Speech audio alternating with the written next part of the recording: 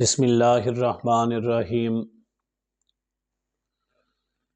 عرب کی سرزمین نے بڑے بڑے فصحاء، بلغاء، ایسے لوگ پیدا کیے کہ جنہوں نے اپنی فصاحت، اپنی بلاغت کے اندر پوری دنیا کو وتیرہ حیرت کے اندر ڈال دیا۔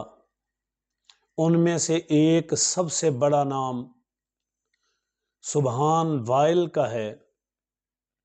سبحان وائل جس نے بچپن سے لے کر اپنے دنیا سے جانے تک عربی کے اندر کبھی ایک لفظ کو دوبارہ مکرر نہیں بولا۔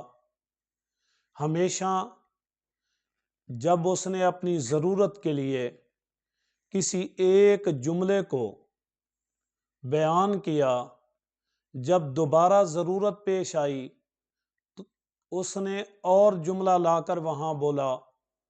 زندگی کے اندر کسی ایک جملے کو مکرر اس نے نہیں بولا۔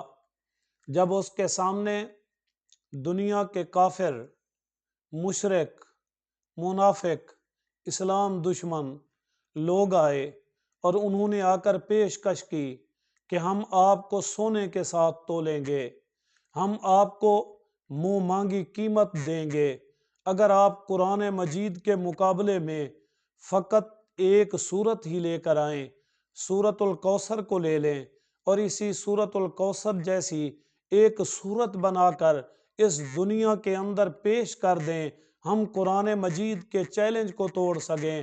تو سبحان وائل کہنے لگا، میری فصاحت اور بلاغت یہاں پر ایسے کھڑی ہے، ساکت ہے۔ میں قرآن کی جب آیت پڑھتا ہوں، سورت پڑھتا ہوں، مجھے سمجھ آتی ہے کہ اے سبحان وائل، تیرے جیسے کروڑوں پیدا ہو جائیں مگر ایک چھوٹی سے چھوٹی سورت نہیں بنا سکتے۔